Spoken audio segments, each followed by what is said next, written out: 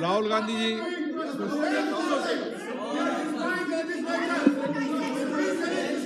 आप राहुल गांधी जी को नहीं बोलने देना चाहते क्या? एग्जीक्यूटिव एनक्रोच कर रहा है, जुडिशियल एनक्रोच कर रहा है, बताइए सर, इस पार्लियामेंट को बताइए, सुप्रीम कोर्ट घुस रहा है सर।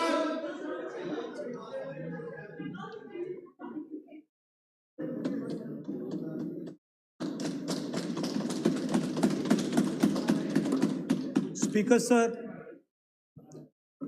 आपने मुझे सदन में बोलने का मौका दिया, इसका मैं बहुत बहुत आभारी हूं। धन्यवाद। कल प्रधानमंत्री जी ने अपने भाषण में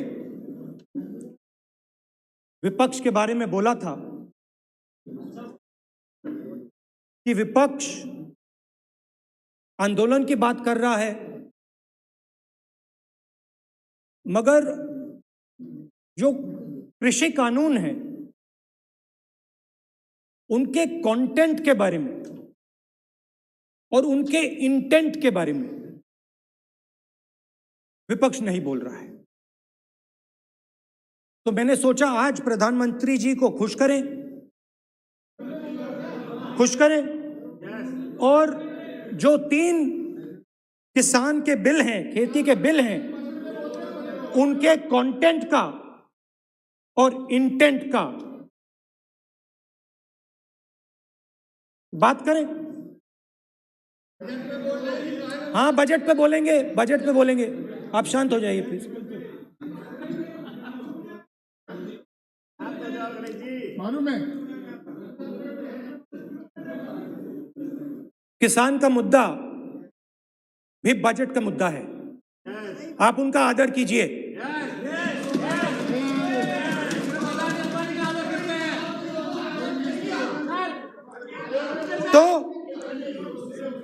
तो बात है कि इन 3 कानूनों का कंटेंट और इंटेंट क्या है। तो पहले कानून का कंटेंट, कोई भी व्यक्ति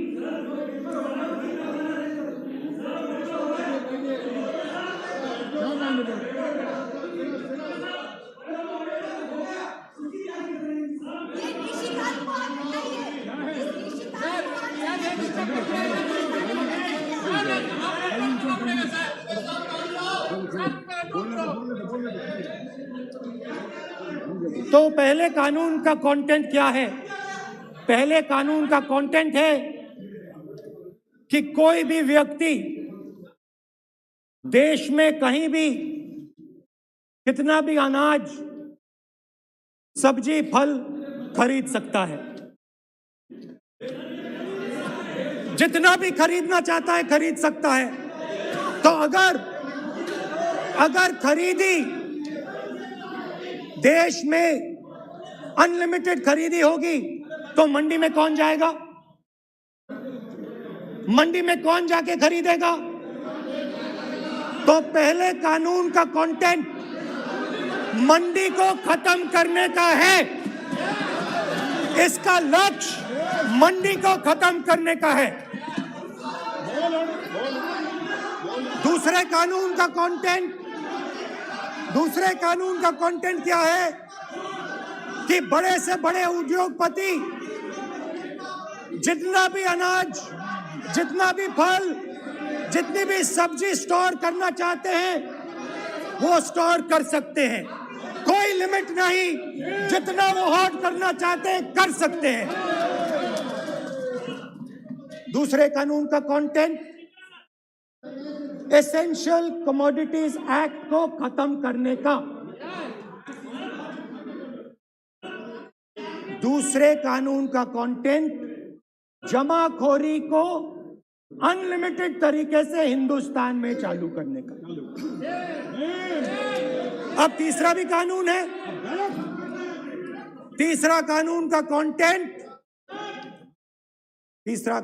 कंटेंट जब एक किसान हिंदुस्तान के सबसे बड़े उद्योगपति के सामने जाकर अपने अनाज के लिए, अपनी सब्जी के लिए, अपने फल के लिए सही दाम मांगे तो उसे अदालत में नहीं जाने दिया जाएगा।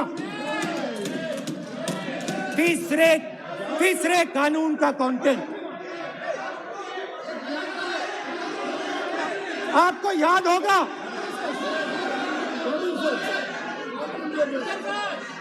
Speaker sir, Sir, what is Speaker, sir? Sir, what is this? Sir, Parliament will not allow बहस तो करो। डरते क्यों सुनो तू हिलिया सब पागल सुन अपने स्पीकर सर, दादा स्पीकर सर, आप बजट फैमिली प्लानिंग का आप बजट पर बात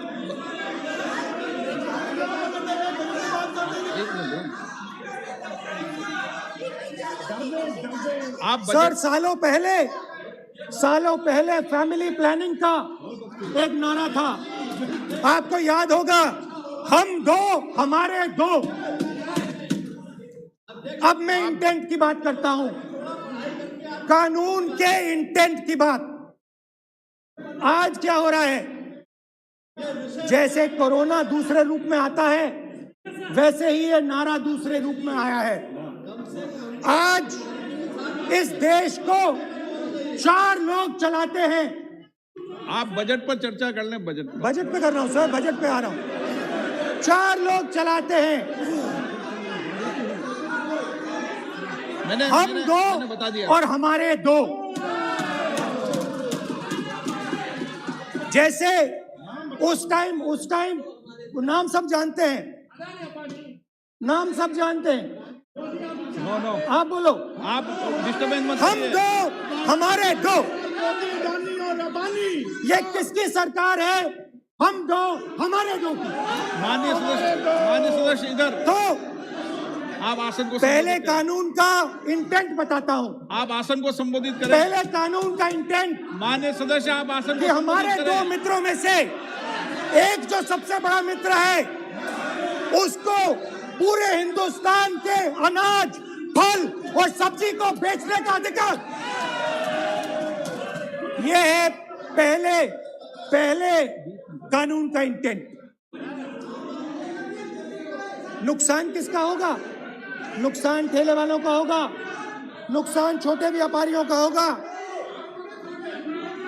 नुकसान जो लोग मंडी में काम करते हैं, लाखों लोग, उनका होगा। अब चलिए दूसरे कानून की इंटेंट की बात करते हैं। दूसरा कानून का इंटेंट दूसरे मित्र की मदद करने का है। दूसरे मित्र को पूरे देश में अनाज, फल और सब्जी की स्टोरेज की मोनोपोली दी जा रही है। आज दूसरा मित्र 40% हिंदुस्तान का अनाज अपने साइलों में रखता है। ये कांग्रेस पार्टी की बैठक नहीं है, ये सदन है। और सब अगर बजट में साइलोज में रखेगा। ये सभा नहीं है। प्रधानमंत्री कहते हैं सर मैं अध्यक्ष जी आपको कहना चाहता हूँ, आपने बजट के लिए चर्चा के लिए पुकारा। मैं बता रहा हूँ, एक मिनट बैठिए। माननीय सदस्य, आज बजट पर चर्चा है, मैं आग्रह करता हूँ। प्रधानमंत्री कहते हैं बजट पर कि मैंने ऑप्शन दिया है। हाँ, आपने ऑप्शन दिया है। 3 ऑप्शन दिए हैं। पहला ऑप्शन भूख, दूसरा ऑप्शन बेरोजगारी, तीसरा ऑप्शन आत्महत्या।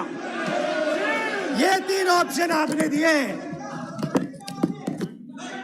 अब देखिए मामला क्या है। मामला ये है कि हिंदुस्तान का सबसे बड़ा बिजनेस, सबसे बड़ा व्यापार एग्रीकल्चर का है। अब बजट 40% आबादी इस पे जीती है, इससे जीती है। 40 लाख करोड़ रुपए का धंधा है। इसमें किसानों को फायदा मिलता है,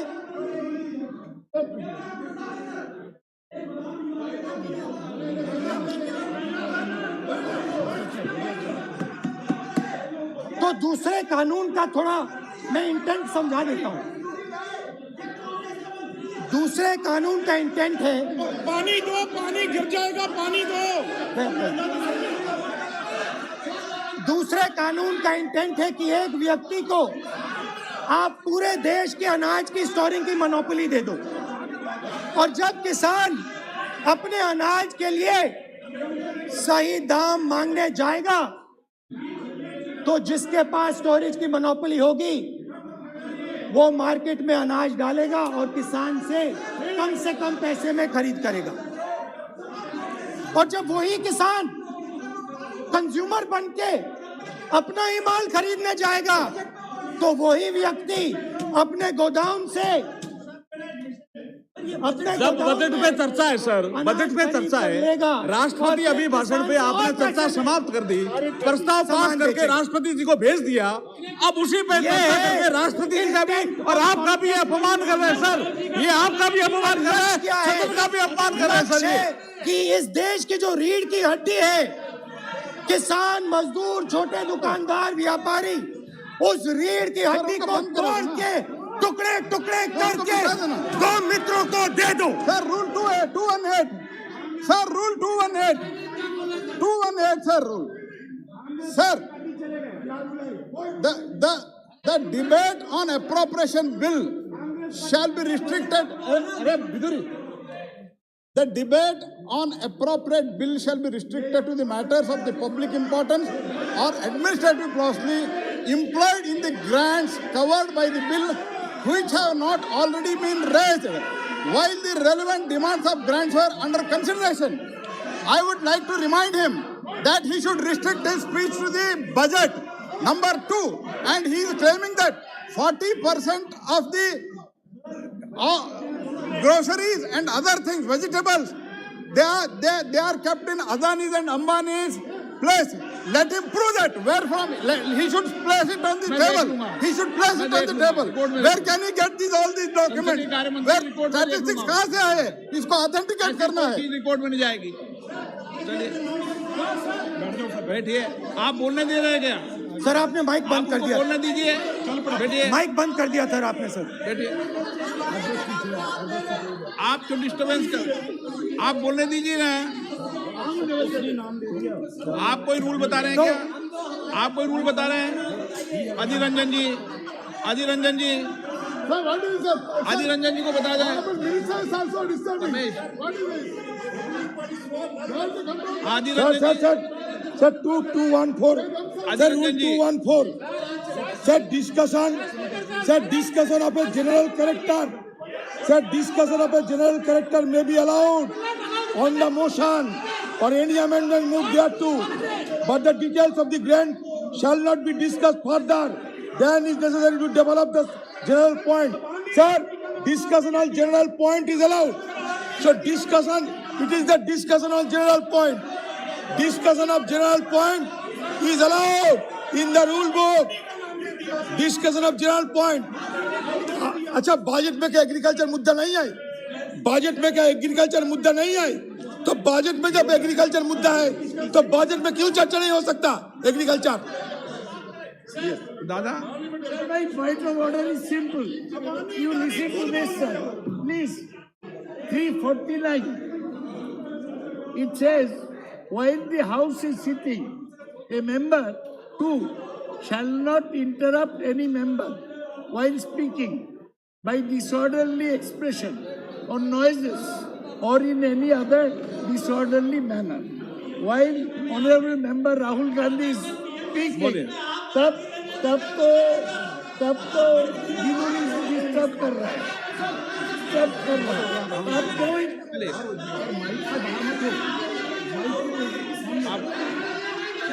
आज ये क्या कल नहीं था क्या? कल नहीं था?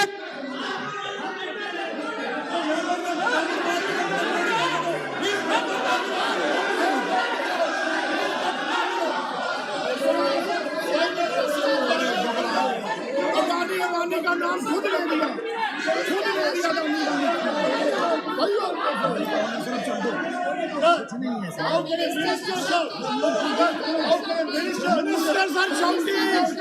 मंत्री शोर डाल रहे हैं। मंत्री ऐसा कभी हुआ नहीं, मंत्री भाग रहे हैं, रूल बुक ढूंढ रहे हैं।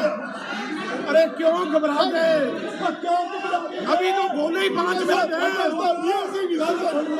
अभी तो बोले ही 5 मिनट है। तो हम दो हमारे दो,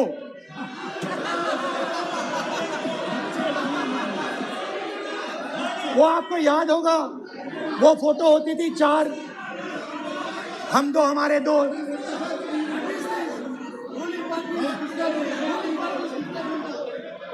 क्यूट से चेहरे थे, सुंदर सुंदर चेहरे, मोटे मोटे चेहरे, हम दो हमारे दो। खैर, इससे होगा क्या? जब ये कानून लागू होंगे तो जो इस देश के किसान हैं, इस देश के मजदूर हैं, छोटे व्यापारी हैं, इनका धंधा बंद हो जाएगा। इनमें से किसानों की खेत चली जाएगी, किसान को सही दाम नहीं मिलेगा, छोटे दुकानदारों की दुकान बंद हो जाएगी और सिर्फ 2 लोग, हम दो और हमारे दो इस देश को चलाएंगे। हिंदुस्तान का फूड सिक्योरिटी का सिस्टम है वो नष्ट हो जाएगा और पहली बार सालों बाद एक बार फिर पहली बार हिंदुस्तान के लोगों को भूख से मरना पड़ेगा। रूरल इकोनॉमी नष्ट हो जाएगी और ये देश रोजगार नहीं पैदा कर पाएगा। ये नई चीज नहीं है, ये आप मत सोचिए कि ये नया अटेम्प्ट है, पहला अटेम्प्ट है, ये पहला नहीं है। ये काम प्रधानमंत्री ने हम दो हमारे दो के लिए पहले नोटबंदी में शुरू किया था। पहली चोट नोटबंदी थी। आइडिया क्या था? गरीबों से, किसानों से, मजदूरों से उनका पैसा लो, बैंक में डालो और हम दो हमारे दो के जेब में डालो। स्मॉल मीडियम सेक्टर को खत्म कर दिया, किसानों को बर्बाद कर दिया। वहां नहीं रुके, फिर गए जीएसटी, गब्बर सिंह टैक्स, 5 अलग अलग टैक्स और फिर से उन्हीं बेचारों पर आक्रमण, उन्हीं किसानों पर, उन्हीं मजदूरों पर, उन्हीं व्यापारियों पर आक्रमण। फिर कोरोना आता है। कोरोना के समय मजदूर चिल्ला चिल्ला के कहते हैं हमें बस का टिकट दे दीजिए, हमें ट्रेन का टिकट दे दीजिए। नहीं नहीं नहीं, तुम्हें नहीं मिलेगा, तुम पैदल घर जाओगे। 1 मिनट माननीय सदस्य प्लीज। मगर टैक्स माफ जरूर होगा, माननीय सदस्य जरूर होगा। माननीय सदस्य, 5-10 उद्योगपतियों को टैक्स होगा। माननीय सदस्य प्लीज एक मिनट बैठिए, 1 मिनट बैठिए। मैं माननीय सदस्य से भी आग्रह कर रहा हूं, इधर भी आग्रह कर रहा हूं। माननीय सदस्य, आज बजट पर चर्चा है।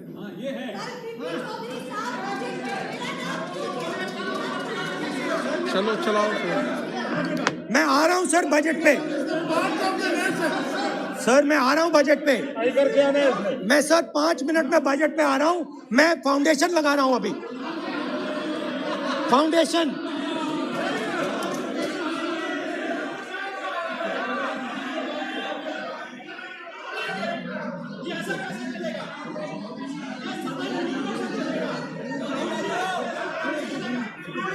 तो पहले नोटबंदी, फिर जीएसटी, फिर कोरोना के समय उन्हीं 4, 5, 10 लोगों को पूरा का पूरा कर्जा माफ, 10 लाख करोड़ रुपए जो भी था कर्जा माफ। मगर हुआ क्या? हिंदुस्तान का रोजगार का जो सिस्टम है, जो स्मॉल एंड मीडियम इंडस्ट्री है, वो खत्म हो गई। आज ये देश रोजगार नहीं पैदा कर सकता है, सीधी सी बात। और आज नहीं, कल भी ये देश रोजगार नहीं पैदा कर पाएगा, क्योंकि आपने इस देश की रीढ़ की हड्डी तोड़ दी है। किसान की, मजदूर की, छोटे दुकानदार की, स्मॉल मीडियम बिजनेस की रीढ़ की हड्डी तोड़ दी।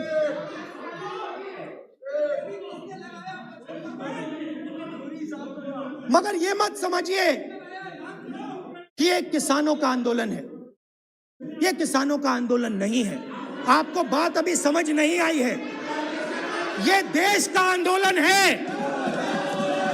और ये किसान सिर्फ रास्ता दिखा रहा है, किसान अंधेरे में टॉर्च दिखा रहा है, और एक आवाज से ये पूरा देश उठने वाला है।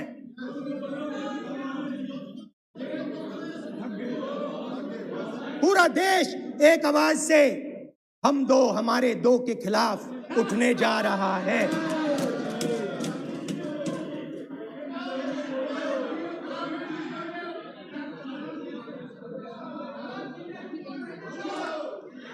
और ये याद रखिए, मैं कह रहा हूं, लिख के ले लीजिए।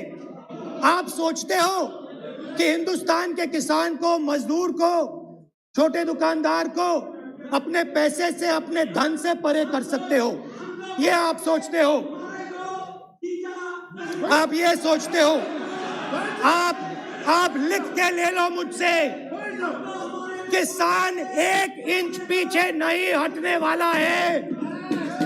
किसान आपको हटा देगा, मजदूर आपको हटा देगा, छोटा दुकानदार आपको हटा देगा, मगर वो पीछे 1 इंच नहीं हटने वाला। आपको कानून वापस लेना ही पड़ेगा। अब बात करते हैं बजट की। जब बजट पर बातचीत करने की बात उठी थी, प्रेसिडेंट एड्रेस पे बात करने की बात उठी थी, तो हमने कहा था, विपक्ष ने कहा था, हमें किसानों के आदर करने के लिए किसानों के सब्जेक्ट पे अकेला बोलने दीजिए, एक साथ हम सब मिलकर किसानों के मुद्दे पे बोलेंगे। स्पीकर सर ने सरकार से पूछा और सरकार ने कहा नहीं, किसानों के मुद्दे पर चर्चा नहीं होगी, बजट पे होगी और प्रेसिडेंट एड्रेस पे होगी, अलग चर्चा किसान के मुद्दे पे नहीं हो सकती। तो प्रोटेस्ट में मैं कह रहा हूं, मैं बजट पे आज यहां टिप्पणी नहीं करने वाला हूं। मैं आज सिर्फ किसान के मुद्दे पे बोलूंगा और उसके बाद मैं अपना मुंह चुप कर दूंगा। अंत में मैं कहना चाहता हूं कि जो 200 किसान शहीद हुए, उनको इन लोगों ने श्रद्धांजलि नहीं दी। मैं सब सांसदों से कहना चाहता हूं, मैं अपने भाषण के बाद 2 मिनट शहीदों के लिए मौन रहूंगा। आप मेरे साथ खड़े हो जाइए। धन्यवाद।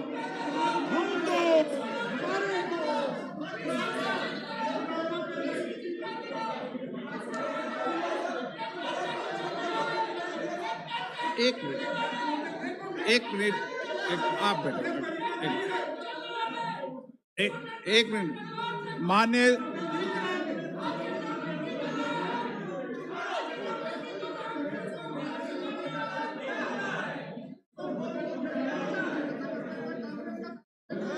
मान्य सदस्यगण, प्लीज बैठिए मान्य, प्लीज बैठिए। मान्य सदस्यगण, इस सदन को चलाने की जिम्मेदारी आपने मुझे दी है, और कोई भी मान्य सदस्य कहेगा मैं आज उत्तराखंड के मरे लोगों पर श्रद्धांजलि अर्पित करता हूं, कोई कहेगा कि मैं आज बॉर्डर पर मरे श्रद्धांजलि अर्पित करूं, ये जिम्मेदारी आपने मुझे दी है।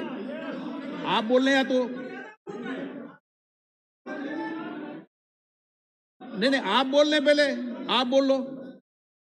तो बोल रहे तो आप बोलने कहां दे रहे?